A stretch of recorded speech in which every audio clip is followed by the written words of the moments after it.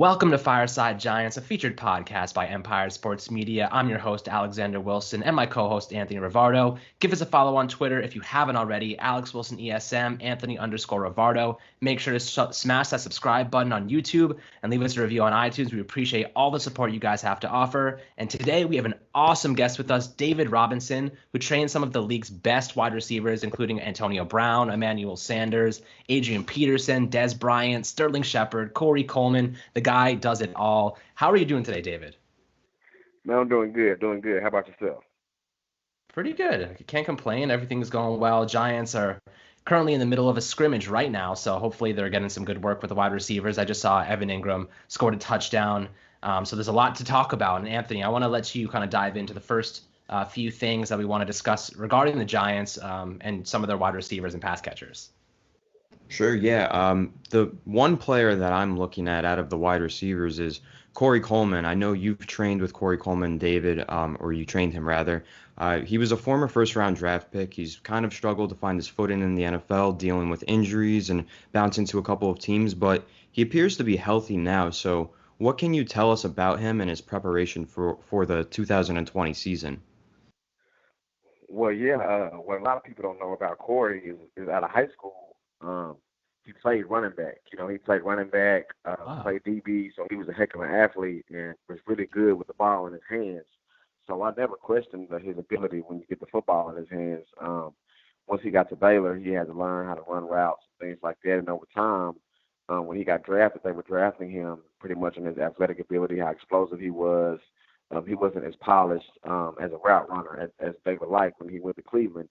But credit to him, man, he worked his butt off over time, worked on a lot of his releases. We worked a lot on his intermediate routes, exploded coming out of his breaks, keeping his arm mechanics fluid at the top of his routes. And you can see he's scoring a lot now. Year 5 in his career, he looks a lot more polished in his route running. Looks like he's more confident, knows what he's doing. So I'm excited about it, man, because now you get to see why the Cleveland Browns drafted him in the first round. And it's going to come to light in New York, though.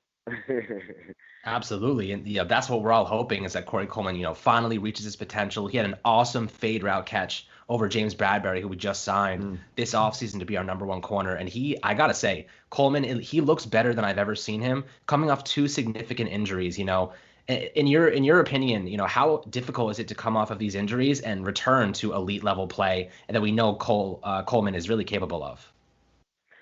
Man, it's extremely difficult. It's very hard because as a wide receiver, that's where you make a living out of playing off of your foot, driving off of your knees. That's your balance. So he didn't have a lot of confidence when he first started training. After he got released from his rehab and therapy and things like that, his mental wasn't all the way there yet. So it took time to build his confidence back in his knee. I got him with a speed coach, world-class sprinter by the name of Raymond Stewart.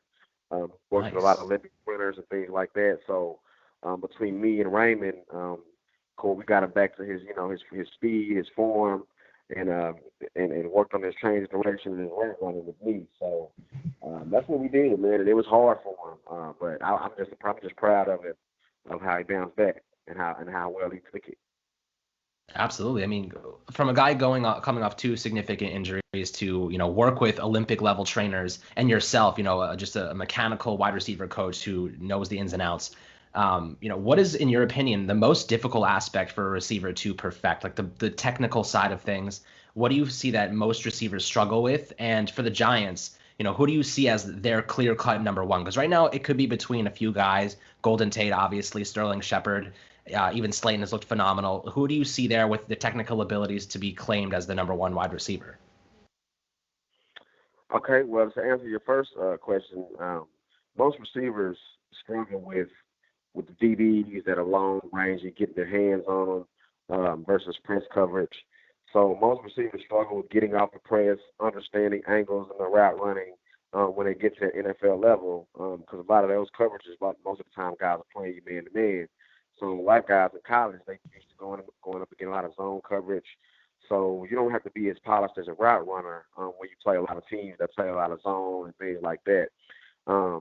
So that's what's different from college to the pros is the press coverage, guys getting off the release, and at the top end of their routes, exploding and staying fast out of their cuts. That's the most difficult part for young receivers to transition to the NFL.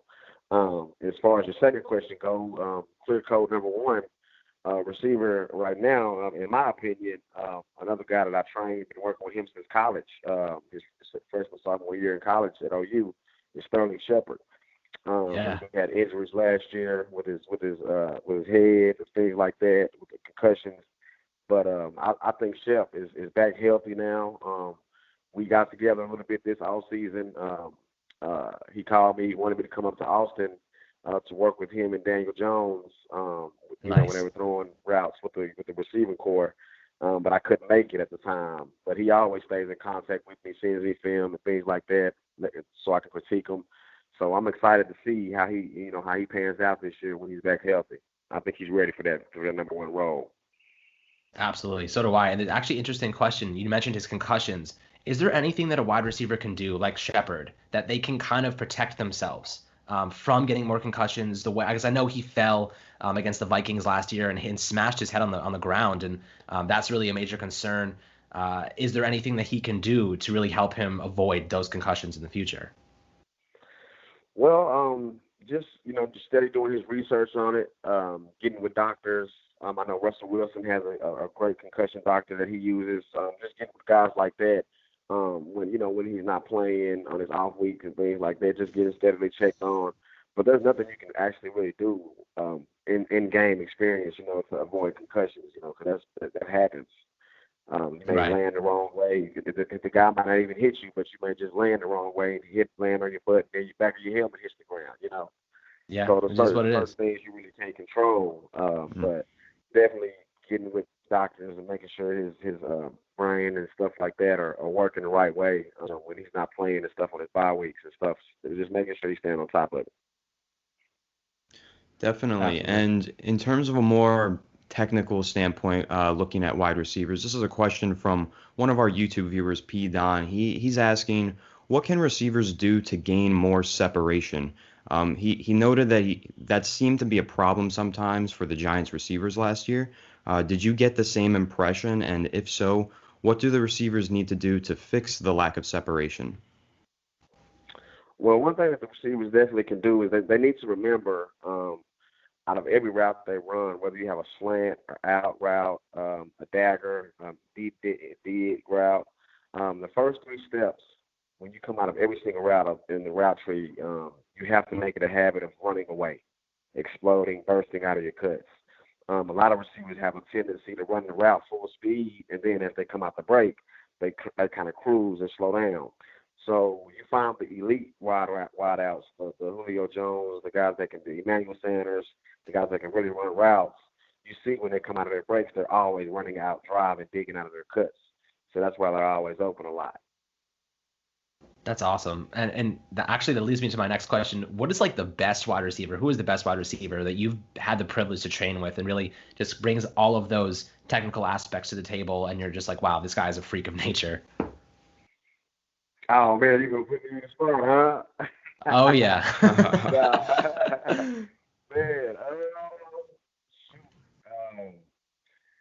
Man, it's been a lot of them, man. I know. That's why it's a tough question. I know. That's a good question right there. That's a good question.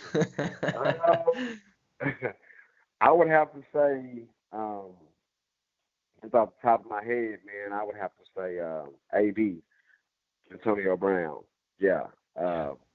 Working with him, is everything that he does is 999, full speed, full go. We'll be doing technique work, cone drills. We may be on the opposite end of the field, and as he come out the cut, you're throwing the ball, and he's catching it. And, most guys out of a cone drill, they're going to catch it and burst up the field, maybe 10, 15 yards. He's going to go the whole football field, and then making a whole U-turn. The work ethic is just different. His motor, he's wired different. So I think that's the thing that's really incredible about him, and I've seen it for a while. I met him through Emmanuel Sanders a while back when they were in Pittsburgh together before anybody even knew about him. So just to see him, his game grow, and his work ethic really is what did it, because he wasn't just the most physically gifted like that. You know, he struggled learning the playbook when he first got into the league. He had to really get his route running down and things like that. Press coverage was, you know, get used to that, get better at that.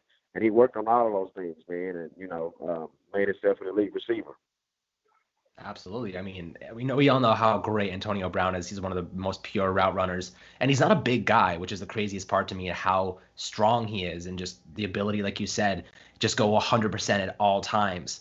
And you know, one of the most cool things that I saw on your clientele list, and I want you to give some background first, you know, about your company and like what you do. I think that's super important for the listeners to know. And after that, I want you to talk about, you know, working with Adrian Peterson, because working with a running back is probably a lot different than a pure wide receiver. And then how, you know, you see Saquon Barkley, you know, playing a wide receiver role, maybe as a wide out in the slot, and how you could see him really excelling with the Giants and Jason Garrett's offense. Yeah, the name of my company is D-Rob Always Open. It's my website. I specialize in, you know, footwork, one-on-one evaluation, as a wide out, the technical side of it, the route running, the mental game, teaching you how to learn. I mean, read different coverages, learn different coverages. So just everything, the nuances of playing wide out, how to get open, versus many different guys playing leverage on you. That's what I specialize in, man. I've been doing it for 15 years. A lot of guys that came through that door to see me, so I'm experienced in it. I talk to a lot of NFL receiver coaches, NFL GMs on a regular basis. So I'm pretty well respected around the league and whatnot, and they come to me to a lot for advice on wideouts, who to draft, and things like that. So Wow. It's been a blessing. That's amazing. You have, like I said, you have the best job in the world. Right. It started just doing it for, you know, I was doing it at my old high school. I was just, you know, they didn't have an off-season program, and I was just doing it for free, you know, just helping out, you know, with the receivers on the weekends, man, and it just got crazy. Kids all over the Metroplex of Dallas started showing up, so I had to turn it into a business. That's the growth of a true entrepreneur, you know, turning something you love into a money-making machine. And now look at you, you're respected by general managers and asked about draft process and evaluation. That's insane, man. Congratulations. That's really cool. No, I appreciate that, man. And to answer your second question on my brother, Adrian Peterson, I call him my brother, man, because we were roommates at Oklahoma. A lot of people don't know. Wow. Nice. You know. Yeah, That's we awesome. stayed together at Oklahoma for like 2-3 years. So we're real close. I talk to him all the time. But when I first started training or whatnot, I think this was 80s, 4th or 5th year in the league. When he started coming to train with me, he sent me to Houston to work with him for a few days. I think it was coming off his ACL. And just the difference, you know, that you do with running backs with me is you try to get them to move like a receiver in certain routes that they're required to run. So I was working a lot with him on, he has a tendency to cut wide, step wide with his foot placement, because that's what they do a lot in the hole. They jump cut and things like that. So when it comes time for them to run a route straight ahead, full speed, and you want to work on their speed cuts, planting right or left, those are the things that I really had to work with him a lot on, was just planting on one foot, getting out of his breaks. We did a lot of different ball drills from different angles, just getting him used and comfortable with tracking the ball over different shoulders.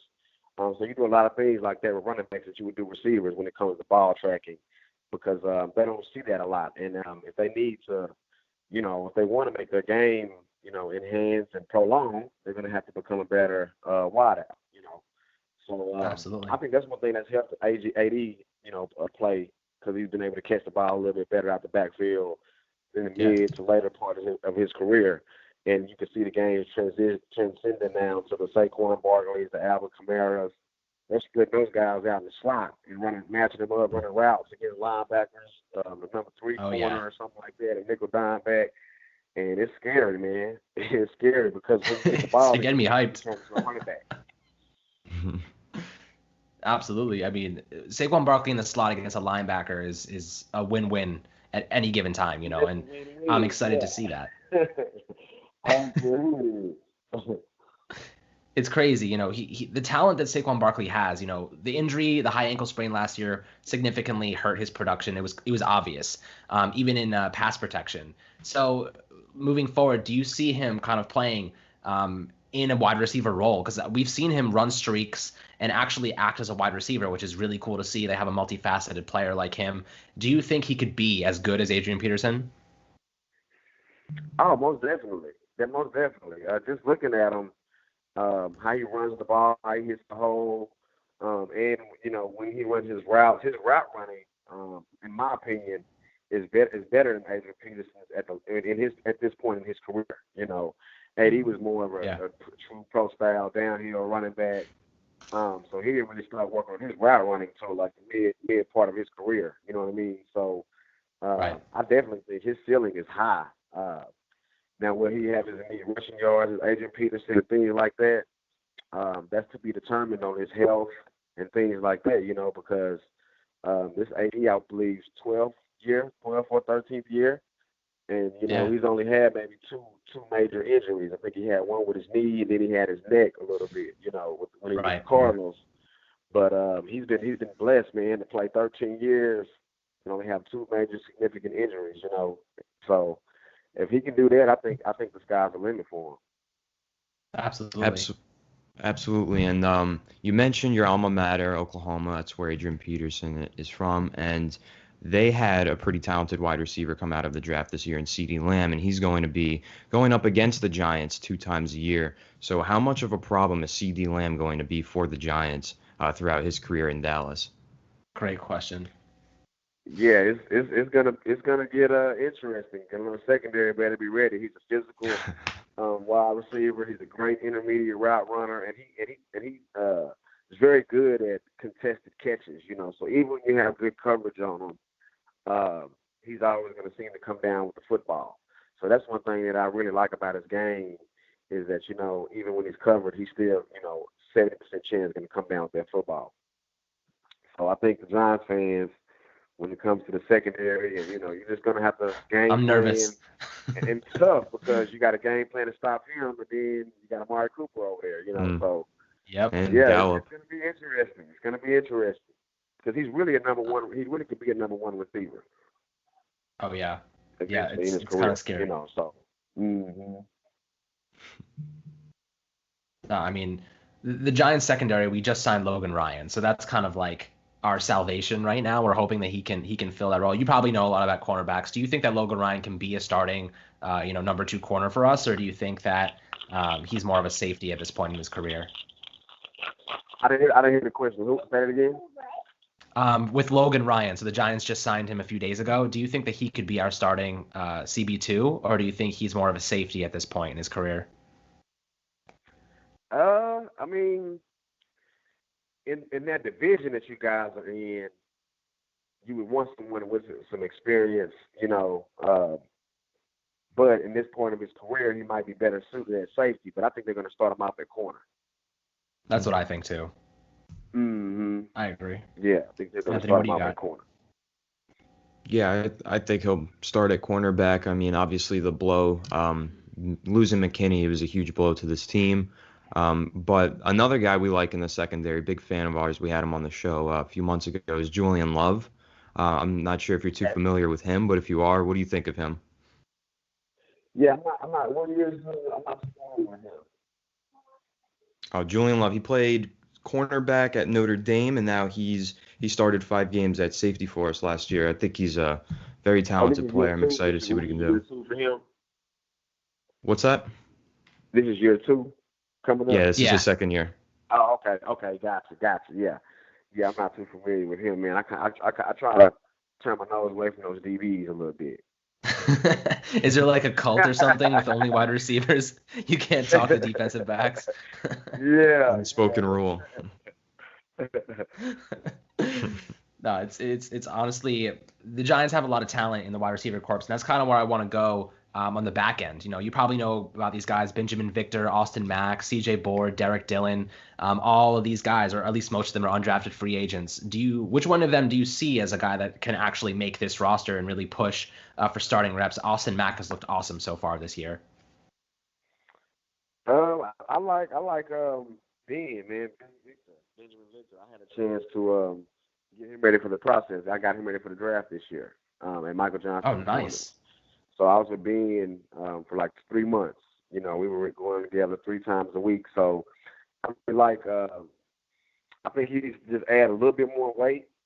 But I definitely think with his size, he drops his weight very well. He's a great intermediate route runner and a great 50-50 end zone ball catcher. So I think that he can really help in that department, you know, especially in the special teams arena. I think he has a chance. It just depends. You know, they're not going to give many opportunities because they're going to probably have one preseason game, I believe. So no preseason games this year. He's going to have none. Yeah, so he's going to have to yeah. make the most of his opportunities, you know, at the scrimmages like they're doing right now. So hopefully I think he can, you know, make the team. Yeah, he's looked very good in training camp. And you mentioned his 50-50 touchdown catches, which is something that we saw with Darius Slayton, which leads me to our next viewer question. This is Curtis Johnson from YouTube, asks, what is your impression of Darius Slayton from what he did in his rookie season? Yeah, I like Darius Slayton. I think if, you know, if they would have came at him a little bit more, his confidence and, you know, experience would have, you know, gained a lot more. You know, that's all it is. Receivers need more reps. The more opportunities they get, the more balls, traction that they have coming their way, the more confident and better they believe in themselves. So I believe Slayton, from what I saw from the Giants last year, that he made a pretty nice impact from the times that I saw him when they put him in. Yeah, he did. I mean, Slayton, I think he led all rookie receivers in touchdowns. He had 8 touchdowns, and I think he had like 746 yards. He led the team in receiving yards. Now, you've worked a lot with Sterling Shepard. Do you think that Sterling obviously is probably a better fit for the slot, but since the Giants are kind of like in a weird bind because they have Golden Tate and Sterling Shepard, so both of them are kind of slot receivers, and do you see that Darius Slayton kind of is that number one on the outside, or can Sterling Shepard also play on the outside? Do you feel confident with that? Well, I don't really know how Jason Garrett, how they're going to use the wideouts, but I definitely think Shep can be either or, outside or inside. When you ask is he more effective, I think when you have a guy like a Golden Tate and Darius Slayton, those guys could, you know, those are all kind of interchangeable. None of those guys are just, you know, 6'5", 6'4", you know what I mean? So right. you can use those guys however you want to, just based on the scheme and the play, how we want the route development, route combination. But I think Shep can play on the inside, but I think he's more effective, in my opinion, on the outside. I like Shep on the outside. Yeah, I like him on the outside because he's physical. He's more physical than what you think. You know what I mean? And he has his vertical. He's so explosive, so he can still go up and make those big, you know, 50-50 catches that you need those bigger receivers to make. You know, Shep can make those type of plays. And Slayton, you know, you just mentioned he had a great breakout rookie year last year, and I like him as well. When you add him to the mix, he can play outside or inside. Then you throw Corey Coleman in there. That's a dangerous receiver for you. That's a lot of speed out there. No, you're 100% right. And, you know, Sterling Shepard, like you just mentioned, can go up and get those 50-50 balls and be that kind of possession wide receiver. But the thing that I really want to see from the Giants this year is to utilize him in the red zone more. I think he had 8 touchdowns in his rookie season, and it's been a consistently decreasing number since then, given obviously injuries have played a part. But I think that they need to be targeting him a lot in the red zone. Do you do a lot of drills with him in that scenario and just kind of like what is his best red zone route and like what kind of makes him so effective in that area? Yeah, we work a lot on those little whip routes on the red zone, the corner routes from the slot and out of the red zone, and we also we work the China where you sell the drag, and we break it back outside, and we also he also likes working those shake routes, the post outs. So we work a lot of those drills and stuff as well. So. Like you said, the injuries hinder them from playing, but I would like for them to see him a lot more. Now, when it comes to the red zone, I definitely would like to see them use him a lot more in the slot when it gets closer towards the red zone, because that's when he's most effective. Right. I agree 100% because he's been working with Darnay Holmes, 4th round pick from UCLA this year, in that role in the slot in the red zone. I think that's great for both of them because Darnay Holmes is trying to become a starting cornerback for us. I know we can't speak about defensive backs, otherwise you might get in trouble with the guys. But right. but You get taking my line. but no, Darnay Holmes looking like a really good young player, and going up against guys like Sterling Shepard is how you get better in practice. That's kind of the problem with the Giants the past few years is that they haven't had those elite practice players, those guys that can really test the young players on the roster and make them better. So I think having a player like Sterling Shepard, having guys like Golden Tate, is super influential. And I don't know if you've worked with Golden Tate before, but how do you see him impacting the Giants? I know he's one of the best receivers when it comes to yards after the catch. But at his age, obviously things are going to start to degrade eventually. Do you think he's best working in the slot and then moving maybe Shepard out to a wideout position? Yeah, that actually definitely needs to work the slot. Golden Tate, he's the thing that he brings to the receiver room. Not only does he bring the experience, but he's very knowledgeable about the game. Really smart, bright football player. Knows coverages like the back of his hand. So nice. He's really good in that slot, and that's somebody that you kind of need in that slot to help your quarterback out for hot reads and things like that. So he's really good for the slot, just like the coach. That's how Jason Garrett is going to use him, like they had Cole Beasley, but he was in Dallas. Right. Yeah, I mean, I love the idea of having a guy like Cole Beasley. That's why we got Alex Bachman. I don't know if you've worked with him at all or know much about him, but he's a guy that's been looking really good during camp. Smaller, quicker, kind of Cole Beasley-esque type of player. And I'll never forget how much Cole Beasley completely just dominated the Giants. I mean, it really just seems like anyone on Dallas dominates the Giants, no matter who it is, whether it's Jason Witten, who like basically you had one, it was on like a pogo stick running around. It's like unstoppable with some of these guys. So it's exciting to see, the Giants with some pretty good, talented wide receivers. And I'll let Anthony, finish it off with the last question in the interview. And I just want to thank you again, David, for your time. This means a lot to us and the fans of our channel and the Giants, gaining a lot of information from a guy who's so well respected in the league.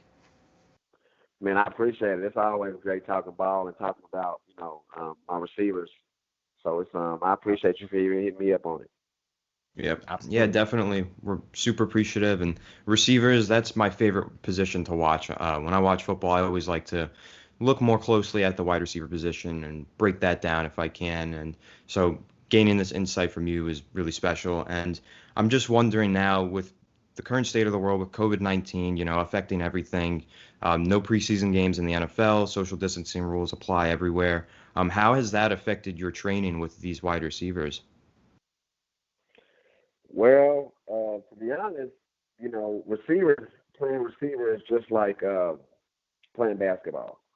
So, you got always basketball players, when the season's over, they always in the gym shooting still. They're always dribbling. So when COVID hit, the wideouts were still knocking at my door. They still flying in town. Like they didn't stop. You know what I mean? They got to touch the football. You have to work on tracking it, judging it. You can't just stay stagnant and not touch the football for months playing wide receiver. So those guys really never stopped, man. We just kept going. The facility that I was using, of course, they allowed us to use it, but we kept going. It didn't really stop us. Of course, the groups, I had to manage the groups and make the groups smaller. Had to split them up, come at different times, because I believe down here with me, I had like 30 receivers from the NFL that were here this offseason with me, so I had to split the groups up, to make them smaller.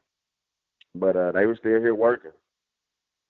Yeah. That's awesome. That's really good to hear that you weren't, impacted too harshly by this. So good for you. Yeah, man, it was a blessing. I thought I was going to be impacted, but they were steady command. They shut the gyms where most guys were from were getting shut down, so they were having to come down here.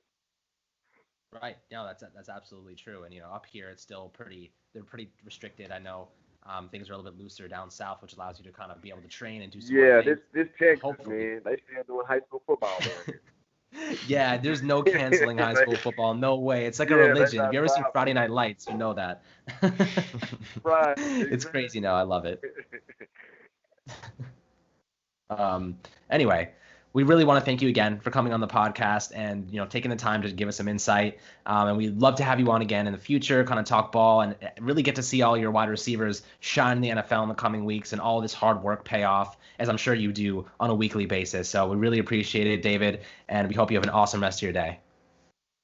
No, I appreciate you. Thanks you guys for having me.